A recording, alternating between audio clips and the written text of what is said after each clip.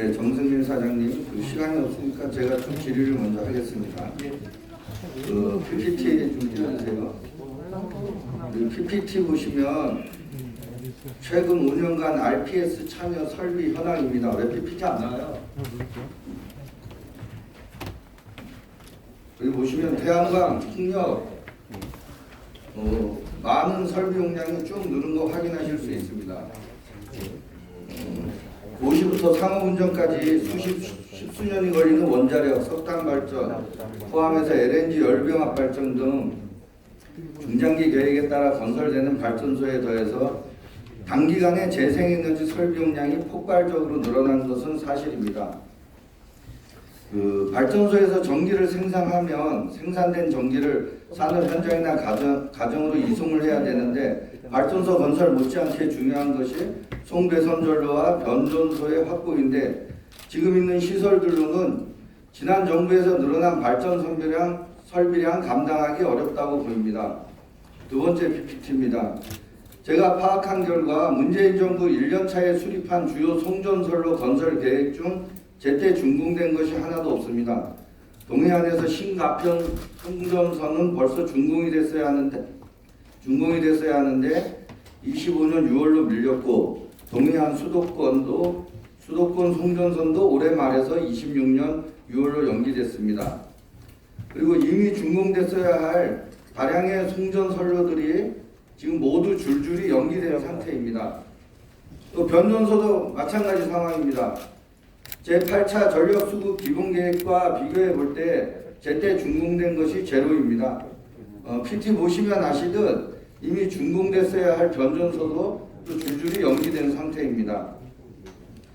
사장님, 한전의 노력이 이 부족하다는 지적에 대해서 어떻게 생각하시는지 조금 이따 말씀해 주시고요.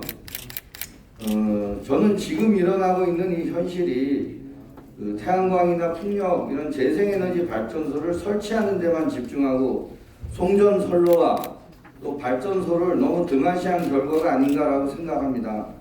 특히 문재인 정부 때 제주도의 경우는 수급 불안 조기 해소를 위해 25년 준공 예정인 제3 전력망을 20년까지 준공하겠다고 제시했습니다. 왜 이런 계획을 세웠는지도 한번 조금 이따 말씀을 해주시고요. 2020년 기준 제주도의 수용 가능 용량은 600MW이고, 그런데 가동되고 있는 것이 600MW, 발전소 확대로 예상되는 물량이 700MW로 합치면 1300MW입니다. 수용 가능한 한계를 넘어서기 때문에 제3 전력망 건설이 필요한 것인데, 준공은 계속 연기만 되고 있는 것 같습니다. 제가 볼 때 이거는 정말 손발 안 맞는 정책인 것 같고요. 특히 강원 지역은 가동 1500MW, 추가 예상 5700MW로 총 7200MW를 수용해야 하지만 아직 갈 길이 멀었습니다. 8차 계획에서 22년 12월을 준공 목표로 잡았지만 현재 또 2026년까지 미뤄진 상태입니다. 전남 신안의 경우도 500에서 600MW 수용 가능하지만 3100MW까지 늘어나게 돼 송전선로 건설이 절실한 상황입니다. 상당히 이건 심각한 상황이고요. 지금 제주도에는 전력이 남아 돌아서 올해 8월까지 현황만 보더라도 출력 제어 명령으로 풍력 1884MW시, 태양광 3432.8MW시 전기가 버려진 상태입니다. 이것은 4인 가구 4만 세대 이상이 한 달 동안 쓸 수 있는 전기량입니다. 한전 사장님을 비롯한 전력 그룹사 여러분께 말씀드립니다. 무리한 에너지 정책으로 곳곳에서 지금 신음소리가 들려오고 있는데, 그렇다고 해서 완공된 발전소를 부술 수는 없습니다.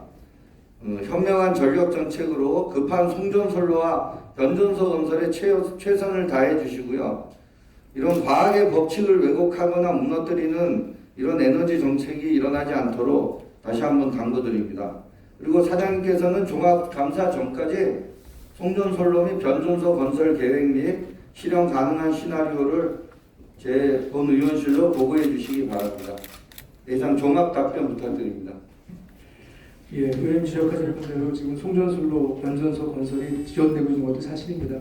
전체는 아니고 전체 한 40% 정도가 현재 지연되는 걸로 이렇게 파악이 되고 있습니다.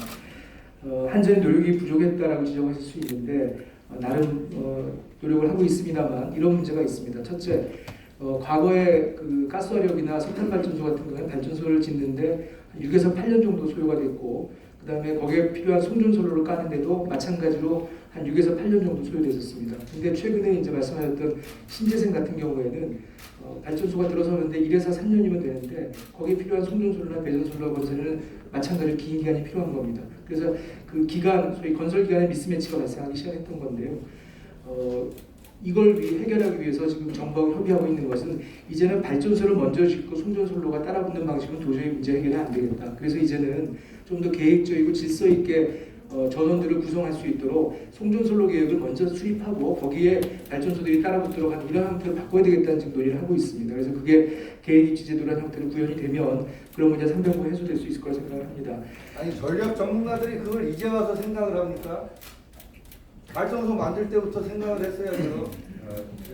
전 사장님 마무리해 주시기 바랍니다. 예, 그렇게 하겠습니다. 다만 한 가지만 좀 부탁드리고 싶은 것은 송전솔로 변전소 건설이 어려워지는 것의 가장 큰 이유는 그 수용성에 저하입니다. 소위 주민 민원이 많이 발생하고 소위 이제 이런 그 전력설비 건설에 대한 거부감이 커지기 때문입니다. 그래서 여러 가지 조치들이 필요한데 우선적으로는 보상의 현실화가 필요합니다. 그래서 저희가 지방세 특례법이라든지 송주법 개정 등을 통해서 소위 토지 소유주에 대한 뭔가 인센티브를 조금 늘릴 수 있는 방안에 대해서 지금 협의코자 합니다. 그래서 의원님들의 적극적인 관심과 지원이 필요하고요. 또 하나는 독일 같은 경우에 이런 법안들을 마련해서 진행을 하는데 송전솔로와 같은 이런 계통의 건설을 촉진하기 위한 여러 가지 인허가 의제 등의 특례를 규정한 특별법 같은 것도 필요할 수 있겠습니다. 그래서 계통의 조기 혹은 적기 건설을 위해서 이런 입법적 지원도 필요하다는 점을 말씀드리고 여러 의원님들의 많은 지원 부탁드리겠습니다.